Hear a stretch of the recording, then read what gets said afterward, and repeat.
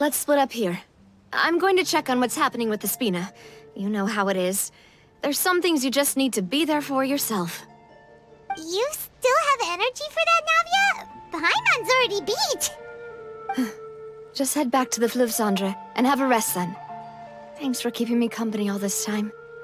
I'll depart as well. Thanks for your hard work today. Rest well, everyone. Traveler, I will go talk to Farina tomorrow morning to ask about the stone slates. I'm sure that you're concerned about this matter as well. If you have time, drop by my office. I will share the results of our discussion with you. All right. See you tomorrow. Are you really gonna talk to her about this directly? Will that be a problem? Paimon's getting a little scared now that it's come to this. She has long been harboring secrets and will not give them up easily, which makes it all the more my duty to ensure that she understands the present situation. Alright, we'll leave it in your hands then. You're probably the best person to talk to her anyway. I will be carefully considering my words tonight. Traveler, Paimon, our safe house at the Fleuve Cendre is always open to you as ever, so please don't think you're an imposition. All right, I'll be on my way then.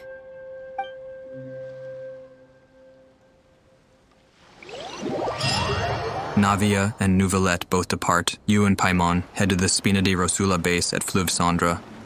Ooh, finally, it gave me enough time to finish. We're finally back! Welcome back. We've got a special menu prepared for you two tonight. Yay! And there's good food too! No, the boss is the best. You did great as well, Paimon. Ooh, desserts! Nice, these are all Paimon's! Paimon's already starting to forget what happened today. Mona? Oh, that voice. Is that who I think it is? Huh? Mona, what are you doing here? It's you two. What are you doing in Fontaine? What are you doing in Fontaine?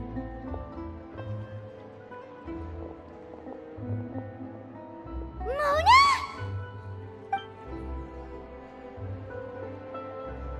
Did the stars not tell you that we might meet here? Seriously, nobody just uses a scry glass whenever they've got time to just see who they'll meet on the road. Still, we didn't expect to see you here. Wait, you're not a Fontanian, are you, Mona? Well, I have some business to attend to here, so I booked a hotel in the city. I was just out for a stroll when I bumped into you. Quite unexpectedly, if I might add. Why did you think I was from Fontaine, though? Is that because Magistus doesn't sound much like a Mondstatter surname? Yeah, let's go with that. Well, I used to have my own surname, which was, well, some other thing. Either way, the old hag told me when she took me as her disciple that the first step to being a great astrologist's pupil was to change that name. There was nothing for it, really. She really is amazing at astrology, so I changed my name to what it is now according to her wishes. To my surprise, however, Magistus is not the name of some ancient house or clan.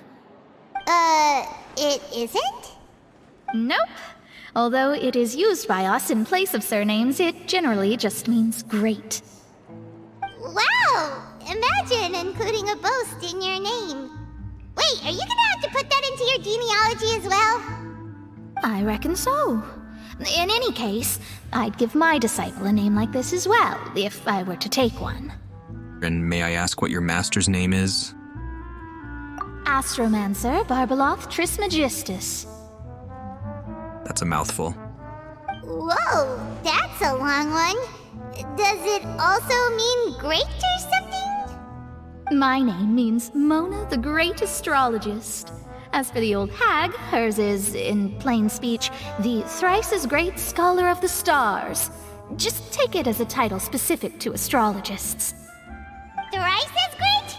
That's so petty. I know, right?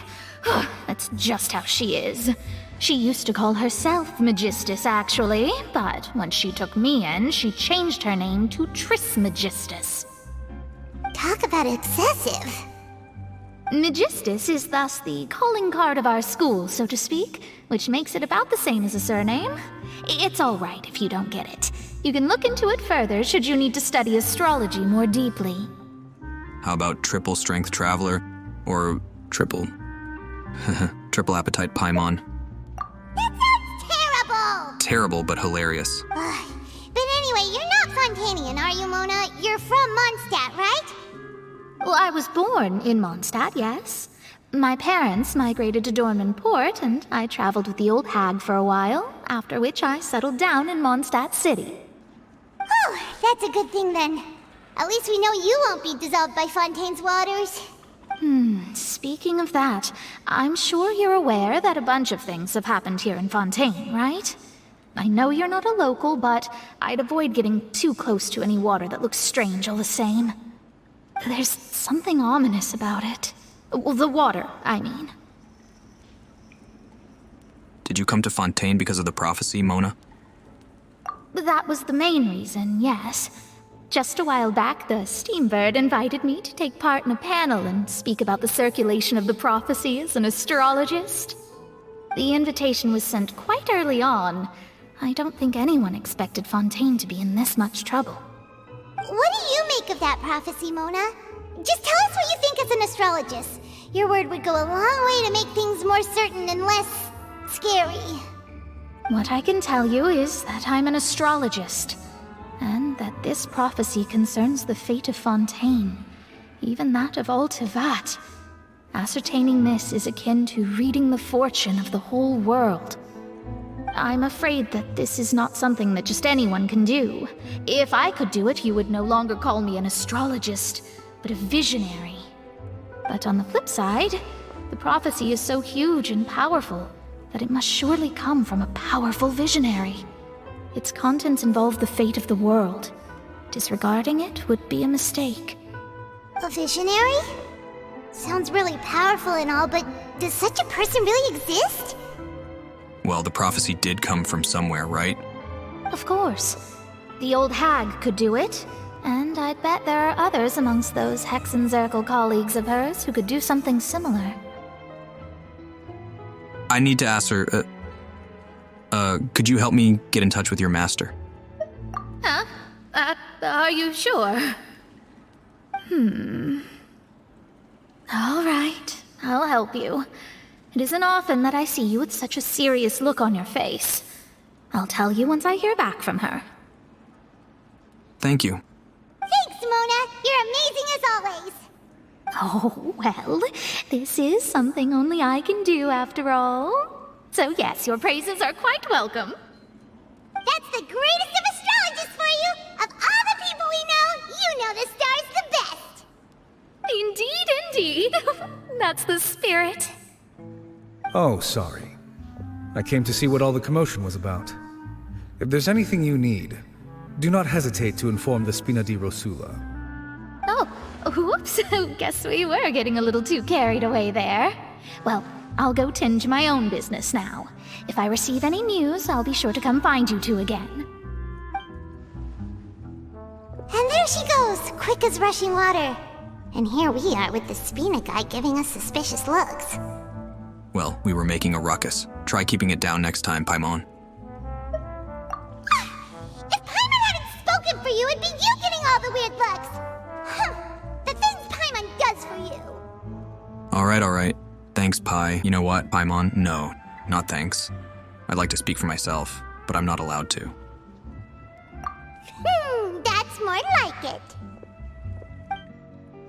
After the conversation, you decided to get a good night's sleep to replenish your energy. Good morning. To be honest, Paimon's still feeling kind of sleepy. But it's time to get up, Traveler. We agreed to go see Novelette, so let's pack it up and get going. Yes, I'm very eager to speak with him. I want answers from Lady Fiorina.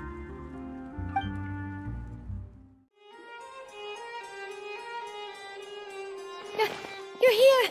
Finally! Is something wrong? Monsieur Neurvalette and Lady Farina, they seem to have gotten into a dispute. Please go see for yourself. I cannot imagine the two of them fighting. What would that even look like? Like I said, I've already explained everything. And yet the problem has not been properly solved. There is little space for excuses between us. It is not my intention to offend you, but please tell me where you stand. You are the Hydro Archon Focalor, are you not? Look at this. This is a list of the victims from the recent Poisson incident.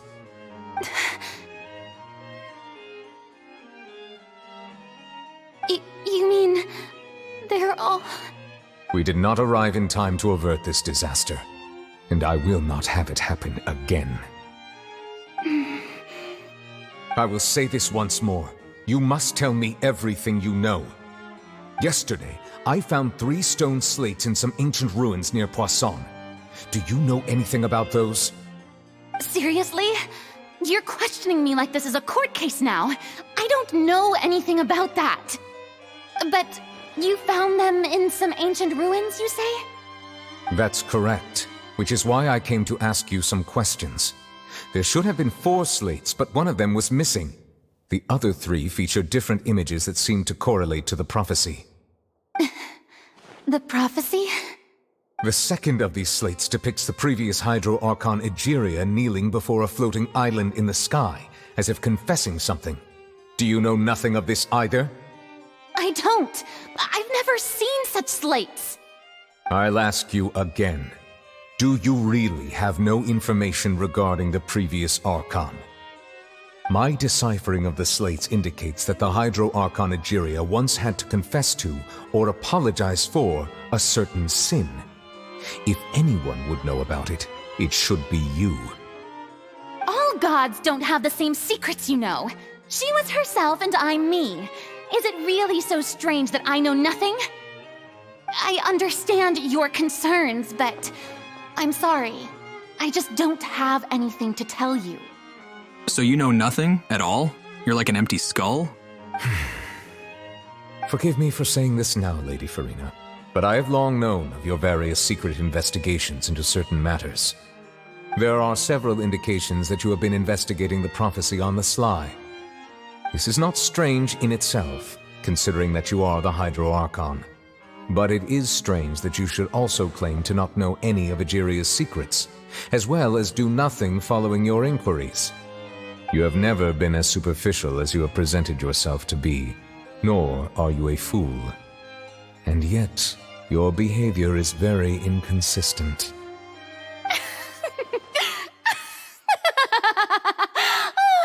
So you've been watching me all this time, have you? I didn't think you were that type.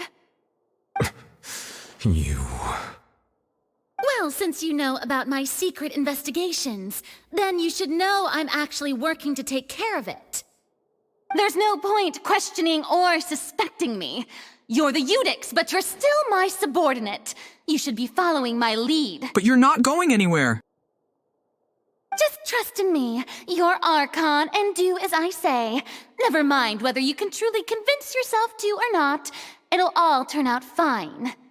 That's all I have to say. We do not discuss this matter again. Oh, the opera's about to start. Toodles! Oh my god.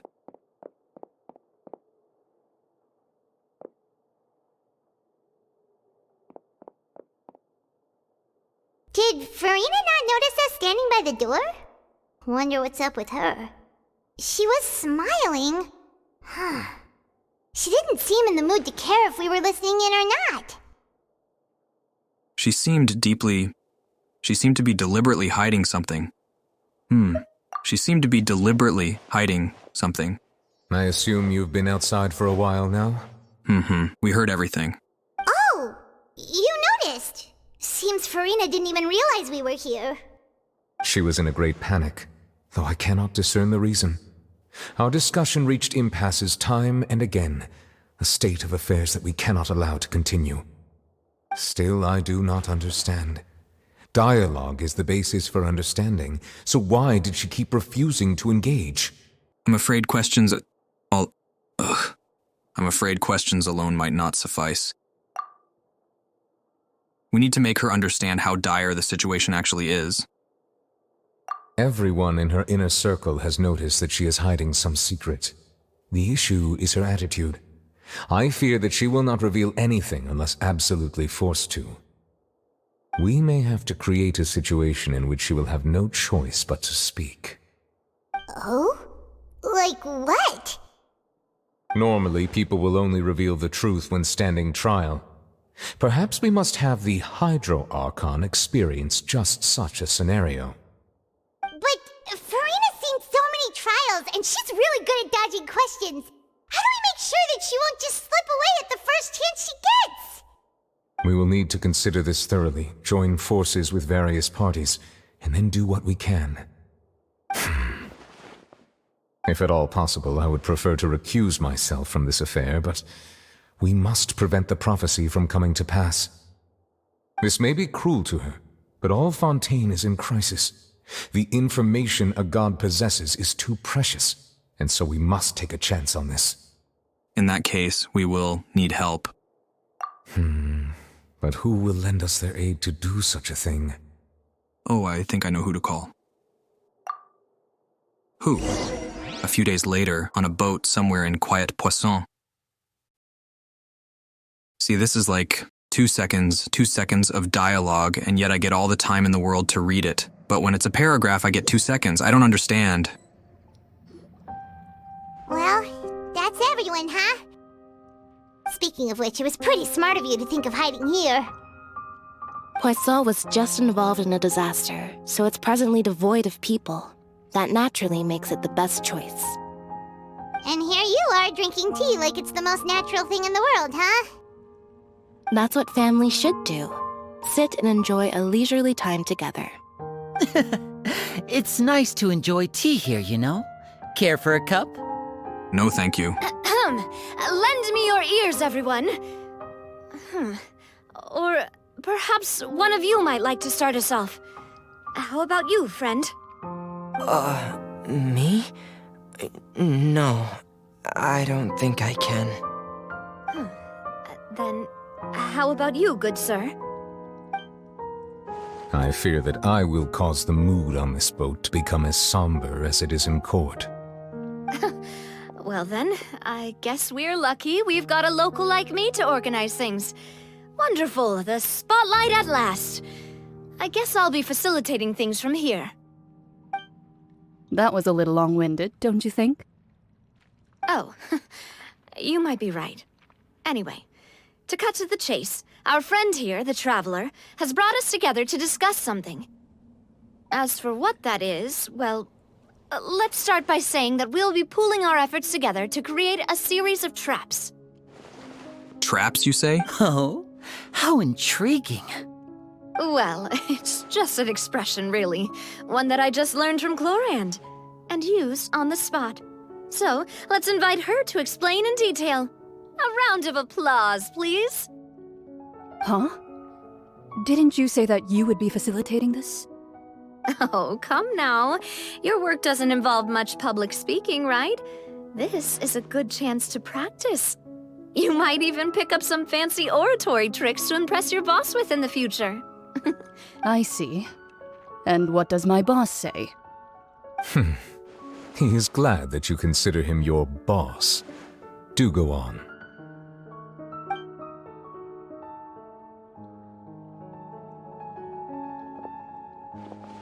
In that case, do any of you have experience hunting? Not that I recall. Fremine and I once used a wooden stick in a basket to catch wild rabbits when we were younger. As for Lynette, oh, right. You were sick that day, weren't you? I've also gone diving to catch some fish before. Does that count? I'm afraid not. You may or may not have heard, but Fontaine once played host to a group known as the Marechaussee Hunters. Though that was their name, they did not hunt animals, but rather various monsters left behind by the ancient dynasty of King Remus.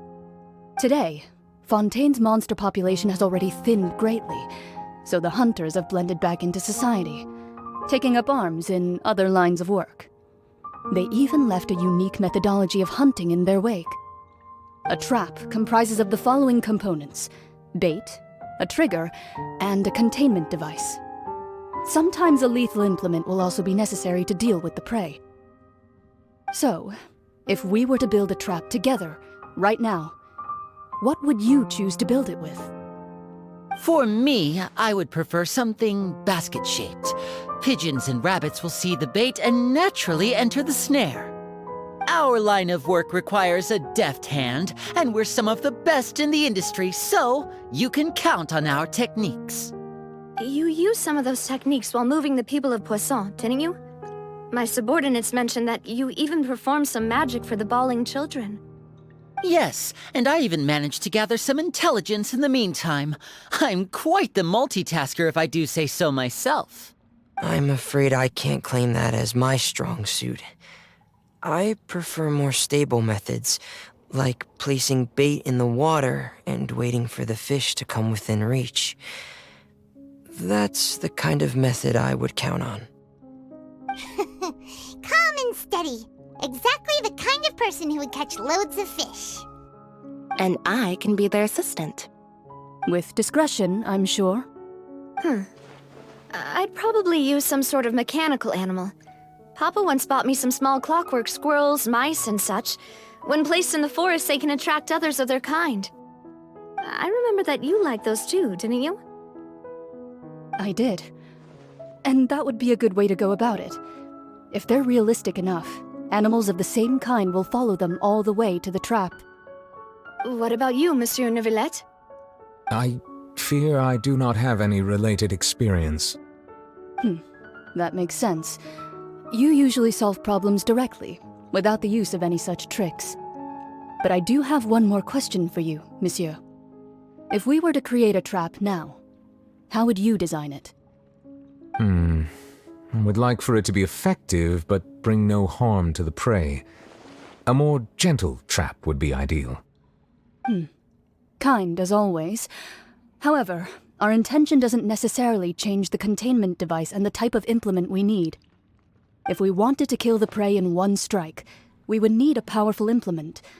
However, that also goes for prey that must be captured and safely contained.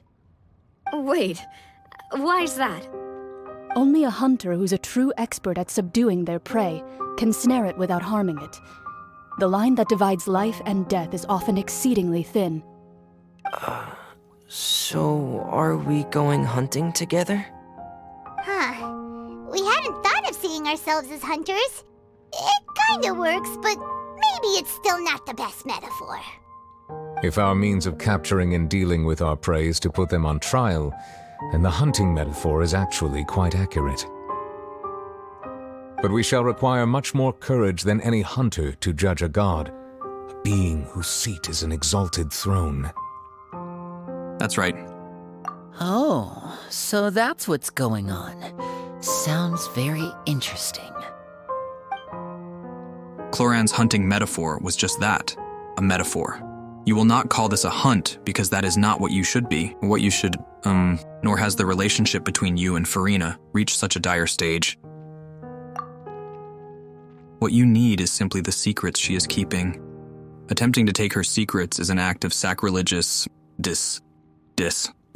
talking is hard. I hate it.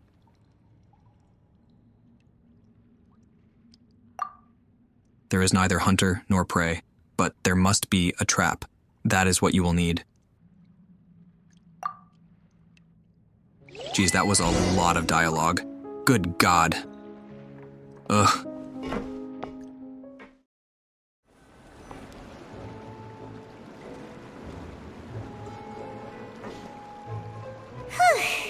It's been a tough few days, hasn't it? So much has been happening. Those meetings sure did make me hungry. Paimon didn't think the meetings would go on for so long, but everyone seemed pretty fired up, huh? Paimon thought they'd be at least a little frightened. Well, Fremine was, now that Paimon thinks about it, but everyone else just looked a little surprised. Do you feel more confident after the meeting, Paimon? Well... It's hard to say. Paimon doesn't have any experience with this sort of thing. But with you around, Paimon sure will do great. After all, you're the most reliable person in the world, aren't you? Huh? Is something wrong? Did you just pour some tea? Paimon didn't notice you doing that at all! No, I didn't. Then what's that? Paimon's never seen that cup before! Don't be frightened. I'm just joining you two for tea. I merely refrained from saying anything till now. That's not at all alarming. Who's that voice? But there's no one here! Ah, have you forgotten me already? Wait, you are familiar. You're the voice we heard from the sky in Sumeru. We heard a voice in the sky in Sumeru? I don't remember that.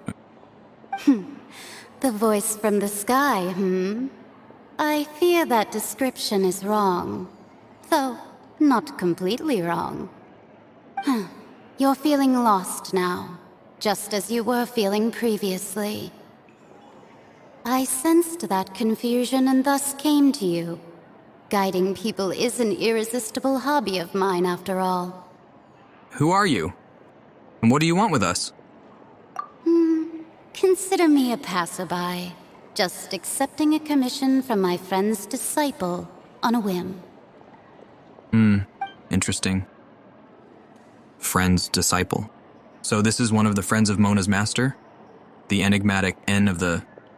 Yeah, I can't pronounce that. Allow me to ask you, will Fontaine's prophecy come true? The prophecy. Yes, what has been prophesied will be fulfilled. You may view such things as the history of the future. What? Then is there any way we can stop it? I believe you have witnessed a failed attempt with your own eyes. Can everything in Tevat so easily be changed? There it is again. Fate. Can there really be no exceptions? So you've caught on. Just as prophecies are usually only the future as seen from the perspectives of the gods, could things be happening in hidden corners where the gods' gaze does not fall? Are the things that you shall see different from the fate that the gods perceive? What is she talking about? It all sounds really impressive and important and stuff, but it also sounds kind of scary. The tea in the cup is just about gone as well. Is it? How can you tell? I believe that you understand, right? Some things are insignificant, but others you must reach out to change. Ultimately, fate shall serve as your only guide, no matter what will happen in Tevat's future. All you need to do is to play your part. This was good tea, by the way. Thank you for your hospitality. Well, that'll be all for today. The voice. It's gone. Mage, and is this the clue you're leaving for us?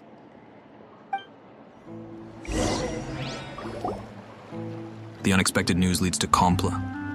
When you wake up, someone seems to be outside. What? I want to hear someone talking. All right, coming! You're getting more diligent, Paimon. Hey, it's you who's getting lazy, okay? Well, I see I've walked in on some lively banter. Mona! How have you been these past few days? Fine, just fine. I went to take part in that Steambird panel. It turned out to be more interesting than I expected. Not all Fontainians are pessimistic about this. One journalist mentioned that sitting around and waiting for the end to come would be wrong, and that they should make their own rescue preparations. I agreed, so we had a brief chat with her. Did she have pink hair by any chance? Why, yes! It was Charlotte. You remember her, right? That daredevil journalist? I'm in full support of her view. Prophecies are very important, but how can people allow their lives to be commandeered by just a few words? That's right! right! Paimon's glad to hear something sensible for once. Ah, yes. About what we had discussed before. I did try, but I'm afraid I couldn't reach the old hag. I'll try again tonight, but I wouldn't get your hopes up. Actually, someone already came over. Huh? You tell Mona about your mysterious guest. Goodness gracious. Are you serious? I believe she came to pass a message to us. She said that even the god's gaze has blind spots. Pretty bold if you ask Paimon. Most people would believe the gods to be all-knowing, right? The Hexen Circle members are certainly anything but ordinary. As for the mage named N, the old hag has mentioned her a few times. She said that N's sense of direction is incredible, and that she loves guiding those who are lost. But I've never met her, and if she were still alive, she'd be...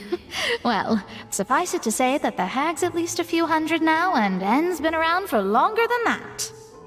Whoa, the Hexen Circle sounds like a scary group. But they must really stay in shape to live so long. Their abilities alone are pretty terrifying. If she came to see you personally, then the problem you're facing must truly be of great importance. Well, it's not like Paimon could understand anything she said.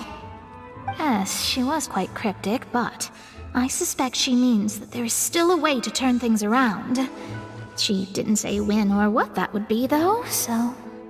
Perhaps it is something that you cannot know right now. True, her words were meant as a helpful hint, but when will we realize their value and meaning? Was that the best answer that my question could have gotten?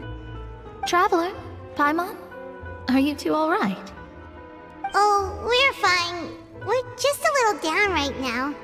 It kind of feels like the end is coming, you know? I see. I feel that same sense of desperation, too. The end is nigh. I guess you could consider me someone who has often witnessed fate. So far as I have seen, it cannot be swayed. But even so, I still hope for, and believe in, miracles. Astrology is eternal and rational, but fate may not be. It is cruel, but it can also be beautiful. Perhaps that's what N was trying to tell you. Not to lose heart, and to believe that what you are seeing playing out before you is not yet set in stone. I did originally think of steering clear of all this, but I couldn't.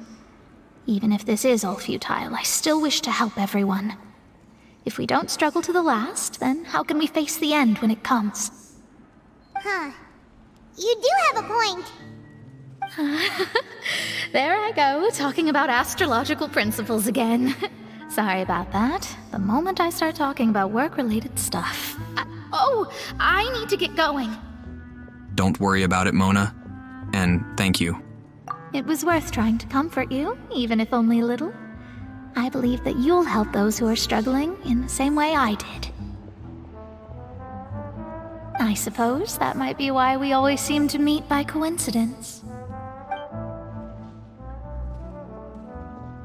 Paimon feels kind of moved by what Mona said, but also kind of sad too. Hey, Traveler, Paimon suddenly feels like going outside for a walk. Let's go. Let's walk around the city, shall we? There's a few spots we always like to walk by. Paimon, you don't have... You don't walk. You float. You fly around and like a little insect, buzzing around my ear. I have to continuously fight the urge to slap it away. That's you, Paimon. Huh? Our names are written in this newspaper. What's going on? Maybe we're famous. Let Paimon see! The underwater stronghold, the Fortress of Meripede, has continued in its noble autonomy, but that does not mean that others cannot interact with it. My recent attempts to enter the fortress bore little fruit. Huh. Guess Charlotte still hasn't given up on that. Thus, did an Outlander friend become the focus of this report, a blonde adventurer with their white fairy legends trailing in their wake. It is said that this mysterious traveler once visited the underwater fortress. So while the fortress's interior remains a mystery behind closed doors, do not fear, for the Tales of the Traveler contain surprises in spades. Journalist Charlotte's biggest scoop yet, the Traveler's Trail, World Walker. Huh. Charlotte took so many awesome photos of us and we never even noticed her. She hasn't been able to get a hold of anything at the fortress, so since we're easier to find, she's using us as the subject matter instead? That sure seems to be the case. Ugh, seriously? Well, fine. Those headlines and photos do look cool, so Paimon will forgive her this time. What about calling you a fairy? Are you actually a fairy?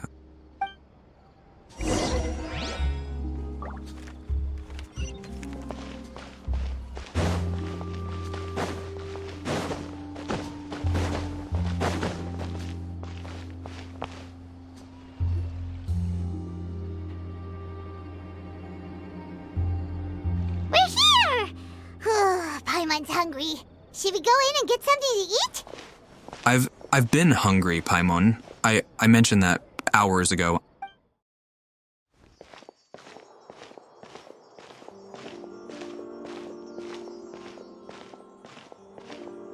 Hey, quick!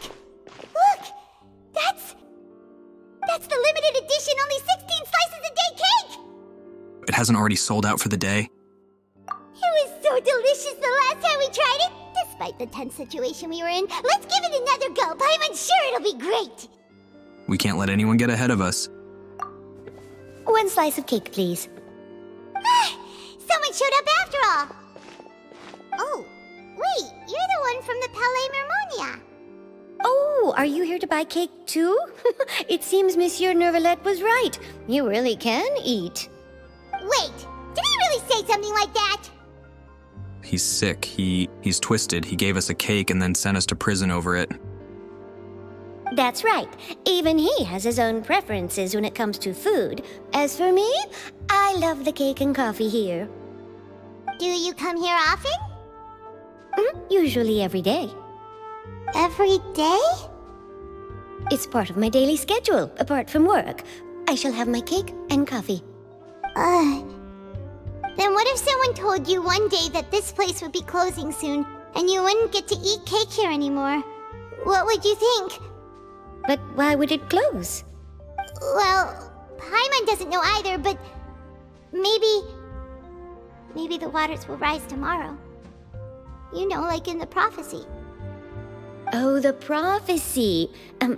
To be honest, I haven't paid much attention to that. No, still, even if there'd be no more cake tomorrow, that wouldn't keep me from having some today. No, it's the same for eating in general. You might not be able to eat tomorrow, but if you can do so today, then you should carry on. That's what people call living, you know. She does have a point. Don't be sad. Excuse me, could I have 2 more slices of cake to go? These 2 slices are for you. Sijuin said that this kind of expression you're making is what humans call being sad. Oh, you know Sijuin? I sure do. She was born before me, and she sometimes comes to the surface to teach us things about humans. She said that humans are creatures that are saddened easily, yes, and you can only lift their spirits by feeding them delicious food. So please try the cakes here. Oh my god, is that what she actually thinks about us? Good lord. I've got something else to do, so I'll be going now. You two try to stay in a good mood after eating, all right? Bye. By the way, is Sijuin a hybrid? Why does she look different than the other Melusines? All right, let's dig in. Paimon's sure this cake will be delicious. You share a glance with Paimon and scarf down the It's cake. more delicious than last time, and the flavor gets even better with a sip of tea. It sure would be nice if we could come again tomorrow. Sure would be nice if we could always eat delicious food here. Oh, we're near the Steambird office. Let's go look for Charlotte and have a chat.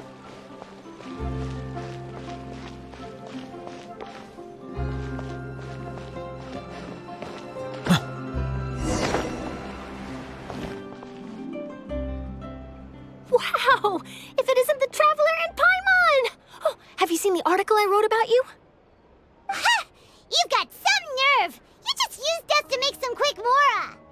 Can we negotiate a profit split? Oh, you needn't worry about that.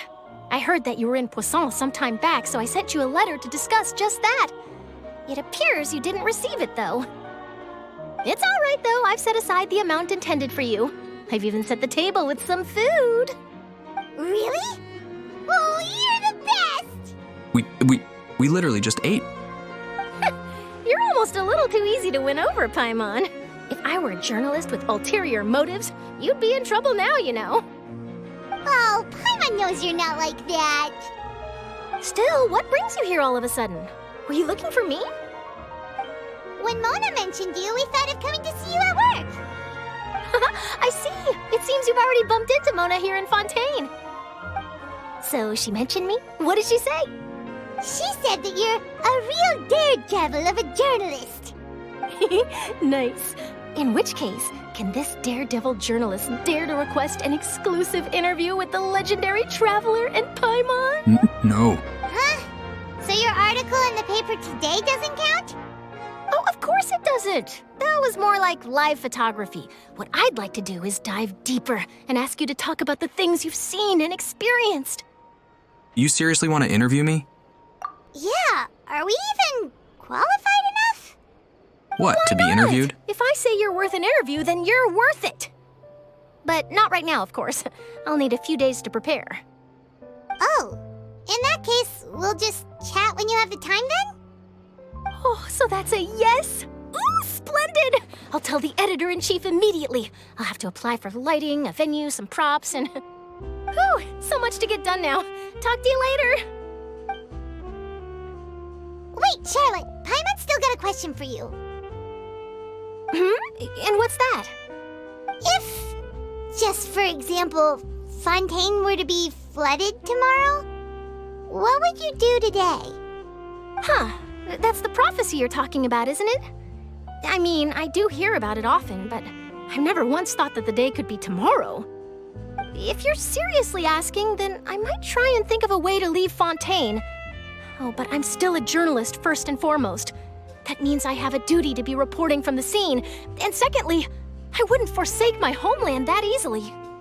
From what I've seen, most people don't know what they'd do should the worst come to pass. In truth, it might be better just to behave like normal rather than worry over such an end. So in all likelihood, I'd probably still be prepping at the office for that interview of ours. I know what you're thinking. That sounds a bit sad, but I've always believed that it's best to do what you enjoy. Just think about it. If this nation really were to be suddenly destroyed tomorrow, but I still successfully finish an exclusive interview with a truly unique person, then the story I would wind up writing would truly be timeless. And then do you know what I'd do? Well, I'd write that story, send it for printing, and use messenger pigeons to get copies out to the various nations as soon as possible. I'm not a dreamer, nor am I a workaholic, but I do love my job, and I'd be proud of leaving such an article behind. I guess you could say that I was born to be a journalist. But anyway, that's my answer. And on that note, I'll get back to my preparations. That's so nice. All of a sudden, Paimon actually kinda envies her. Anyway, let's go and take a look at the sea, shall we?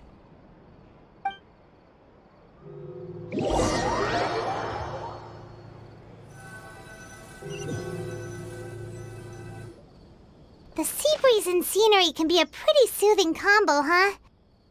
Paimon's been thinking. Yes. If it wasn't Fontaine, but all of Tevat that would be destroyed tomorrow, where would we go and what would we do? No, Paimon should ask, if you could choose, what would you like to do? If I could choose, huh? It's just like Charlotte said. Suddenly trying to consider what to do is pointless. We've always been moving to the next destination, so we haven't spent much time thinking about these kinds of things. We didn't have to either, with us always being on the road and whatnot. Until that moment comes, I think I'll keep journeying on. You mean, still traveling? Yes, cherishing every single moment that I have to look upon this world. Huh. Wait, isn't that what we've always been doing? The banter goes back and forth between the two of you as time slips by. As night falls, you return to your accommodations and end this busy day. The next few days are just as calm. Charlotte comes to find you and conducts the interview in the Spina di Rosula safe house at the Fleuve Cendre. Navia, having finished her business in Poisson, even drops by to take a photo with the two of you. All goes well.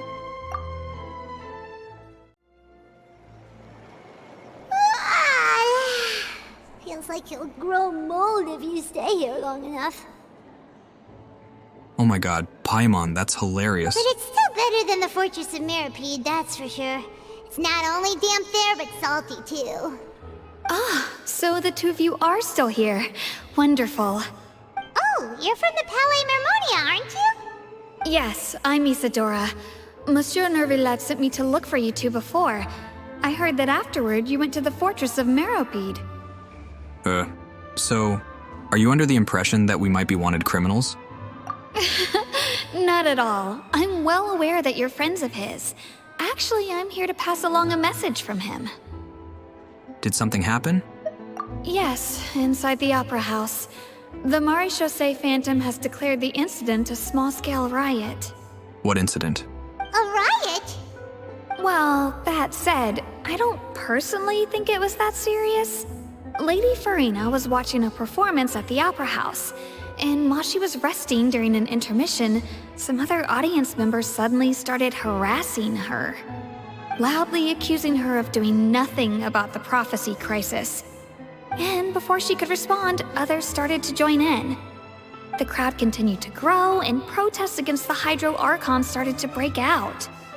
So people have started to put the blame on Farina. Guess they finally found an outlet for the pressure they've been under due to the prophecy. I agree. People will naturally rely on gods, as is customary. But the moment people feel threatened, gods are also the first to be blamed. So what happened after that? Is Farina okay? Seeing that the situation was spiraling out of control and that further argument was pointless, she claimed that she'd gotten tired of this and left in a hurry. The Maréchaussée Phantom had their hands full maintaining order and did not catch where Lady Farina had gone. Only when things had stabilized did we realize that she had gone missing. So, you mean she's still missing? That's right. The Maréchaussée has dispatched many people to search for her, but we don't have any leads yet. That said, I don't think there's much to worry about. She is a god after all. Even if she were to fall into the hands of rioters, what could ordinary people do to her? I understand the situation. See, the thing is, she's, like, weak or something. I don't know. She's not normal. Good. Monsieur Nervillet sent me to tell you about the situation, but he didn't say anything else. Don't worry, this is more than enough to go on. Thanks for keeping us informed. Ah, is that so? Well, all right then. In that case, you two take care. I'll be heading back to the Palais now.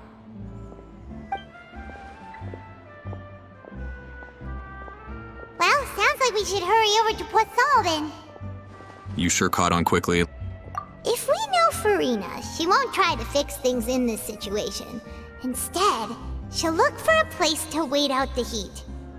And, as we also know, she may be loud and dramatic, but she doesn't have a heart of stone. When Nervillet was talking to her in the Palais Mermonia, and she heard about Poisson, she couldn't hide her sadness and remorse. It would be hard for her to ignore being accused by the public today. Paimon thinks Farina's probably taken the opportunity to slip away to Poisson and try to relieve the sense of guilt that she's feeling. Huh! Well, what do you think? Paimon knows the answer, of course, but Paimon can do the analysis to back it up, too. Cool, huh? Looks like those detective novels have had an effect on you. In that case, there's not a moment to lose. Poisson, here we come! This place looks deserted. Guess all the survivors must have evacuated already. All that's left here are signs of devastation. Could Farina really be here? Let's try to find her as soon as possible.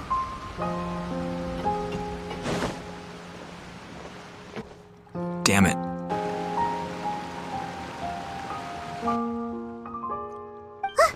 That's Farina, right over there.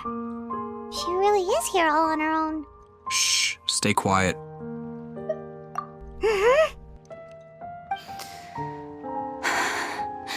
Should I just give up? This is all meaningless.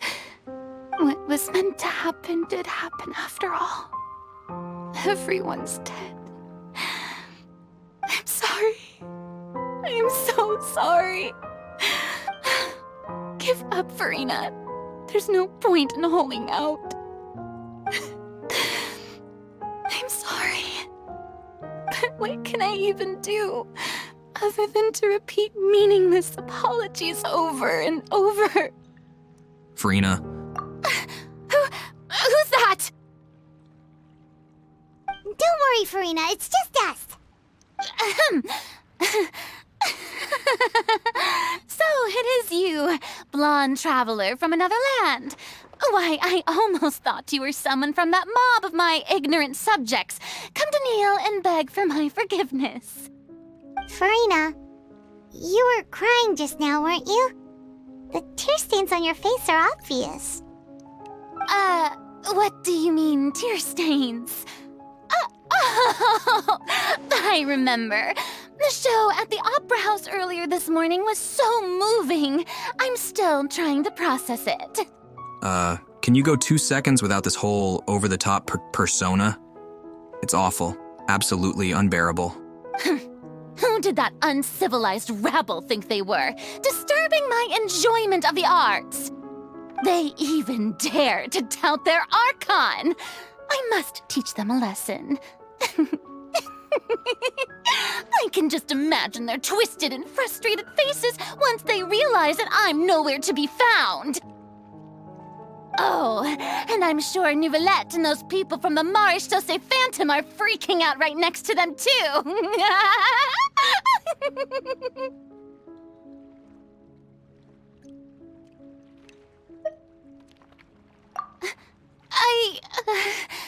Of course not. Hey, there she is! The Hydro Archon's over there! Quick, after her! Farina, those people seem to be after you. They are? They're just some rabid fans who want to cut the line because they haven't been able to meet me in person, aren't they? That's against the rules. I can't let them get their way. Farina just ran off! Quick, we have to catch up with her!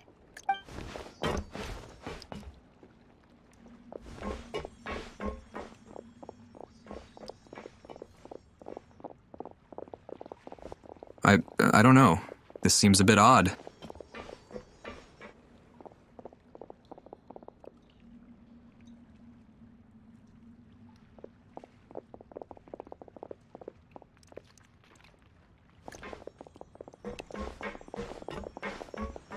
This should be the place, right? Hey, Farina! There's a good hiding spot over here. Quick, come to Paimon before the rest of them catch up to you.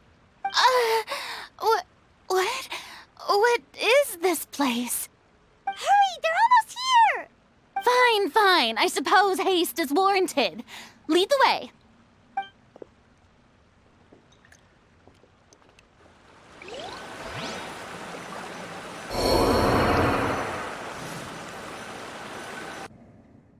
I'm so sorry, Nouvellette. I didn't mean to kill you. It was an accident.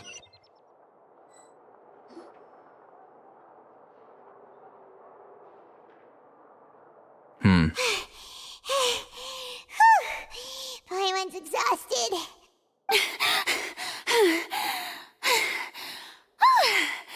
I'm so tired.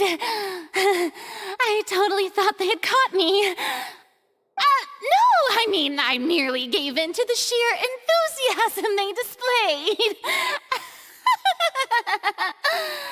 This place is not what I'd call soundproof. You might want to keep your voice down. Stay hidden. You're right. Yep, that's a good girl.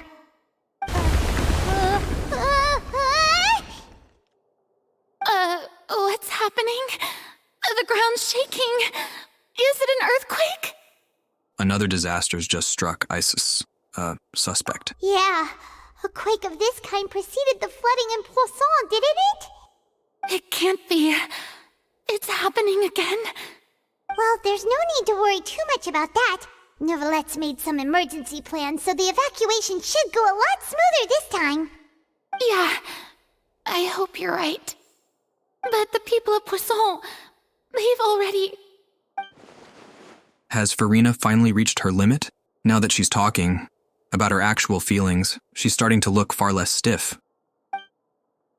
You begin to talk amongst yourselves as Farina slowly calms down. It's true. I've been investigating the prophecy for hundreds of years.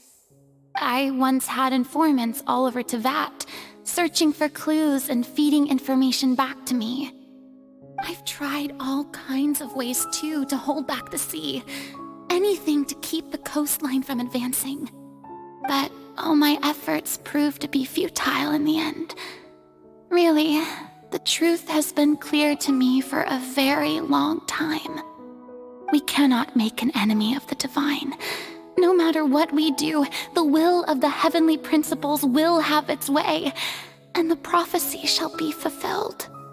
But even then, you still haven't given up, right? Give up. I do love the sound of that phrase.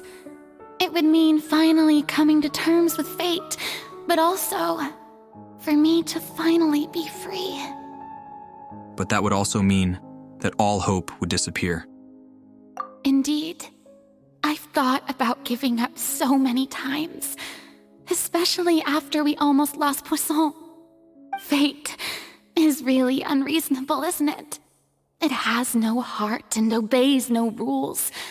The prophecy has only just started to come true, and so many people have already lost their lives. But just now, it all became clear to me. I still don't have the right to come to terms with fate on behalf of everyone else. As long as the final moment hasn't come, it's still not too late. Don't worry. I will keep hope alive for everyone until the very end. Well, that's enough for now. I got the impulse to play the stricken maiden, but honestly, considering my rank and station, that wasn't a good fit at all. You're kidding me. Don't take any of what I just said seriously. How could I possibly let Fontaine fall to the whims of trivial prophecy? Come on! Paimon could have sworn you were actually being honest just now. We're running out of time. We can't just go back to square one like this. I have to get more information out of her. Farina, you might not have to shoulder this burden alone. Although I don't know what you might be keeping from everyone, your people are more than willing to share your burden with you. Share my burden? That's impossible. It was fated right from the start that this would be my duty alone. But even if your burden doesn't need to be shared, you can still choose to confide in someone. Just share it with me. I'm what you'd call a witness. A witness? Yes. I've heard that you came to Teyvat from beyond the stars, yes. In other words, you never belonged here. And if Teyvat is, in its entirety, a show on a stage, then you're just a spectator, aren't you? If that's the case... There's no time left. Please, Farina, just spit it out.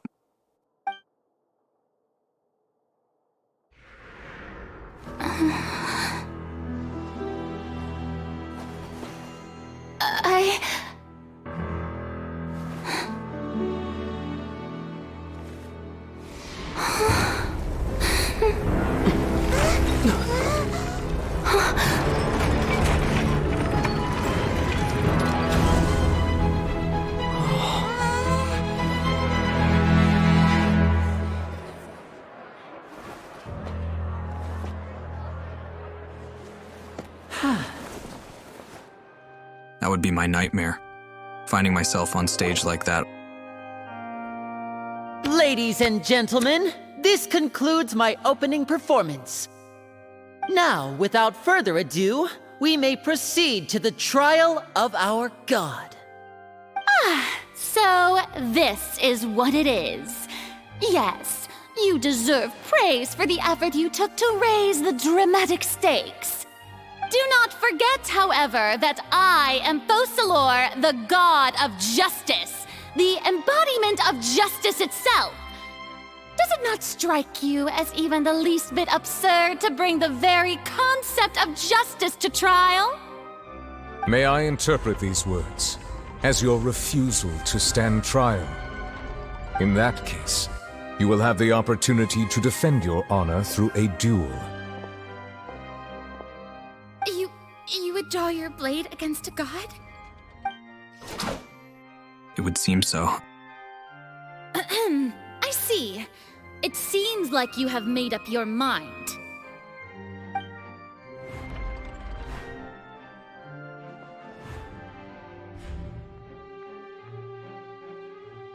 Paimon can't believe it. She just surrendered. What the heck is going on? Did I just see an Archon surrender to a human? Wow, how utterly humiliating. Lady Farina, what is the meaning of this? Shh! It would seem that there has been a misunderstanding. To be clear, the raising of both hands is not always an indication of surrender. Looking for excuses again, huh? I raised my hands just now to indicate my acceptance of the trial. No duel shall be necessary. I will admit that I've been running away for a long time. I'm sorry, everyone. I was unable to protect the people of Poisson. It is my duty to stand trial for my crimes. You are not the only ones to be disappointed in me. I, too, am exceedingly disappointed in myself. But now, it is time for the Hydro Archon to show you her courage and resolve. I, Farina, will use this trial to show the world the true meaning of justice! This time, I will protect you. Applaud and rejoice! One of the most outrageous and fantastical arcs known to the opera epiclese is now unfolding before your eyes. Mark my words, this shall be one of the most exhilarating and brilliant shows ever to grace the stage of Fontaine! The trial of the Hydro Archon, Focalor, will now begin! Woohoo! Oh, now we're making history! Why does it feel like Farina just took over the whole thing? Like, come on! Didn't she just get forced to stand trial for her crimes? Also, even though she's still acting super dramatic, she is taking this seriously this time, right? I have no idea. All right, then. Who will be my opponent in this trial?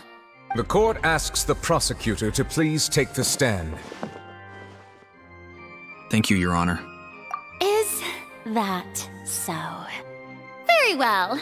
Then please speak, witness of Tivat, my accuser and fated opponent. We were so close to getting her to tell the truth, and it still turned out like this in the end. It's okay, though. As long as we can defeat Farina in court, we'll still have a chance to figure everything out.